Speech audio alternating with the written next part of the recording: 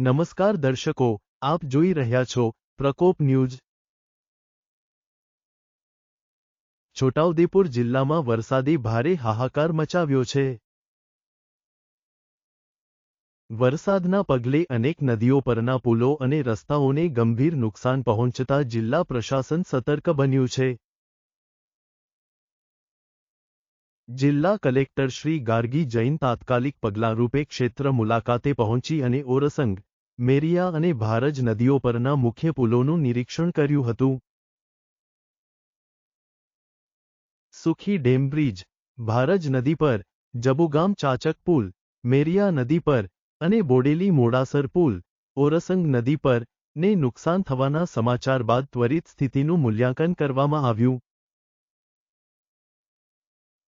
કલેક્ટરશ્રીએ સ્પષ્ટ રીતે જણાવ્યું કે ભારે કોમર્શિયલ વાહનો માટે આ પુલો પરથી અવરજવર પ્રતિબંધિત રાખવામાં આવી છે, જ્યારે કાર, બાઇક અને લાઇટ વાહનો માટે અવરજવર ચાલુ રહેશે। એનએચઆઈની ટેકનિકલ ટીમ દ્વારા બ્રિજના માળખાકીય સર્વે થશે અને જરૂરી મરામત પ્રક્રિયા માટે રોડ એન્ડ બિલ્ડિંગ વિભાગ તથા પંચાયત વિભાગ સાથે બેઠક યોજાઈ।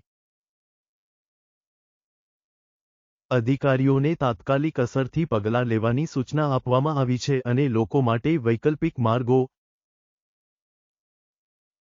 અપનાવવાની અપીલ કરવામાં આવી છે। આવો જોઈએ અને સાંભળીએ કલેક્ટરશ્રીની ટૂંકી ટિપ્પણી। નસવાડીથી મુકેશ પરમાર સાથે કેમેરા પર્સન સાથે પ્રકોપ ન્યૂઝ।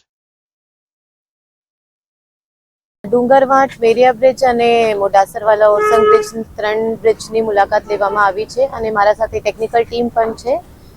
મેરિયા બ્રિજ અને ઓરસંગ બ્રિજ હેવી વ્હીકલ્સ માટે બંધ કરવામાં આવ્યું છે।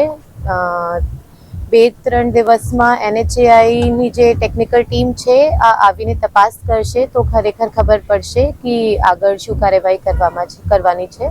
અત્યારે પ્રિવેન્ટિવ એક્શનના ભાગરૂપે આ બંને બ્રિજ ઉપર હેવી વ્હીકલ્સની જે અવરજવર છે આ બંધ કરવામાં આવી છે અને બીજા બધા જે છોટાઉદેપુર જિલ્લાના બ્રિજીસ છે એની પણ તપાસની આજે બધી આરએનબી મારફતે ટેકનિકલ ટીમ જે છે એના મારફતે તપાસણી કરવામાં આવશે અને એના ઉપર કઈ એક્શન લેવામાં જે હોય તો આ એક્શન લેવામાં આવશે। Thank you.